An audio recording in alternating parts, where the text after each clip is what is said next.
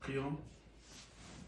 Seigneur notre Dieu, nous te remercions pour ces privilèges que tu nous as accordés à nouveau, éternel désormais, de se réunir ce soir, Créateur de cieux, pour clôturer la semaine éternelle. Merci pour ta grâce, merci pour les souffles de vie, merci pour tout ce que tu as fait. Père, comme d'habitude, Créateur des cieux, nous commençons le début de la semaine jusqu'à vendredi dans la prière, dans ta présence. Éternel, nous te prions à ce que ta main puissante soit parmi nous, éternel.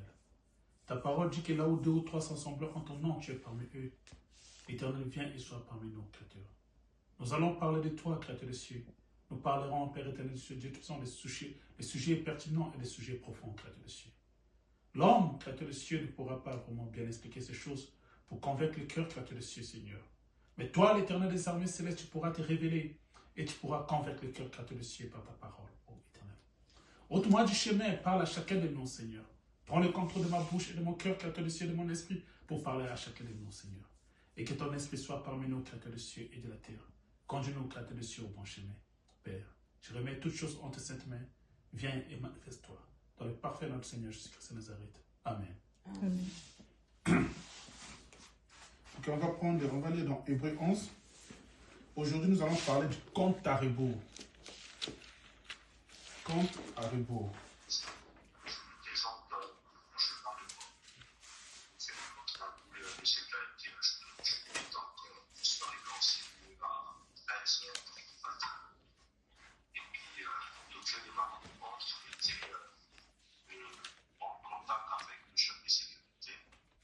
Ray, tu as mute.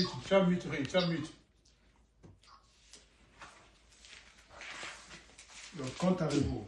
Donc, on va parler du compte à rebours aujourd'hui. On va prendre dans Hébreux 11. On lira seulement une partie. Or, la foi est une ferme assurance des choses qu'on espère, une démonstration de celles qu'on ne voit pas.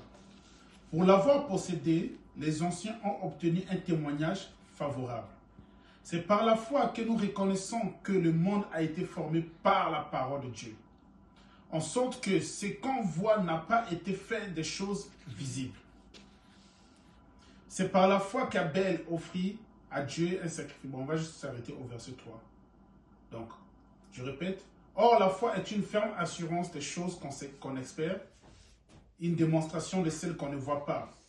Pour l'avoir possédé, les anciens ont obtenu un témoignage favorable. C'est par la foi que nous reconnaissons que le monde a été formé par la parole de Dieu. Okay. En sorte que ce qu'on voit n'a pas été fait de choses visibles. Que Dieu ajoute la bénédiction à la lecture de sa parole. Donc nous avons lu dans Romains, Hébreux 13 et Hébreux 11 plutôt, 1 à 3. D'accord? Alors, qu'est-ce qu'un compte à rebours?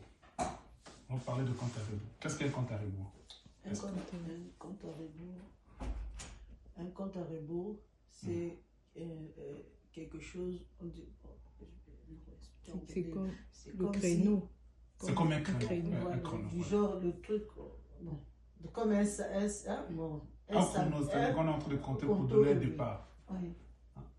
Oui. Donc, comme pendant les courses, 1, 2, 3, ouais. Un compte à rebours. Ok. Nous, ici aussi, nous sommes en train de vivre ce qu'on appelle, on a vécu ce qu'on appelle un compte à rebours dans le monde spirituel.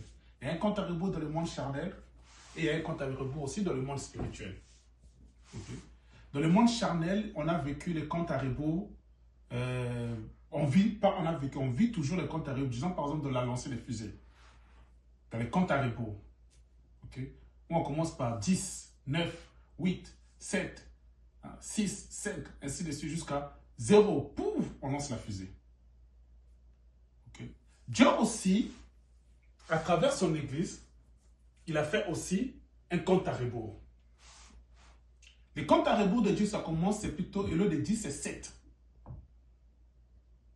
Le 7 qui est le premier âge de l'église, le deuxième âge de l'église, le troisième, le quatrième, le cinquième, le sixième et le septième âge de l'église. Amen. Donc, nous avons eu 7 âges de l'église qui est aussi un compte à rebours.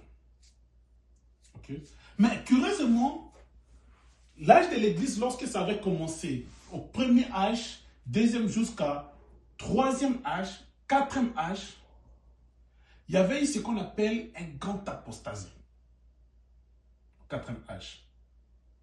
De l'apostasie vraiment très énorme et pendant longtemps, l'Église est restée dans l'ignorance.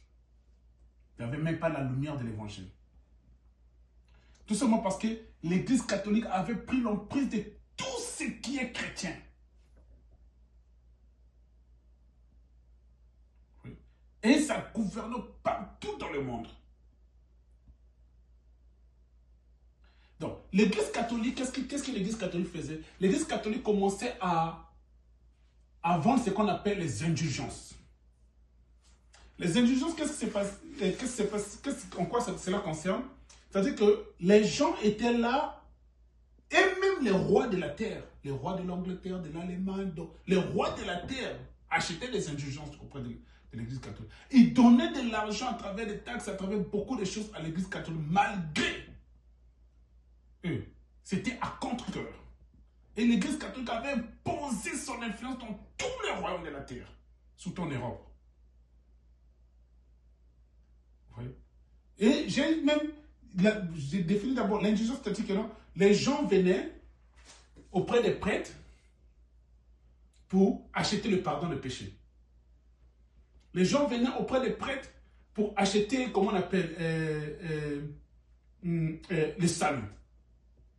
Je suivais un documentaire aujourd'hui de l'âge de Luther, de l'époque de Luther, et on disait que non, c'est le son de la casserole dans lequel tu mets ta pièce de monnaie. Ce son-là, ça te fera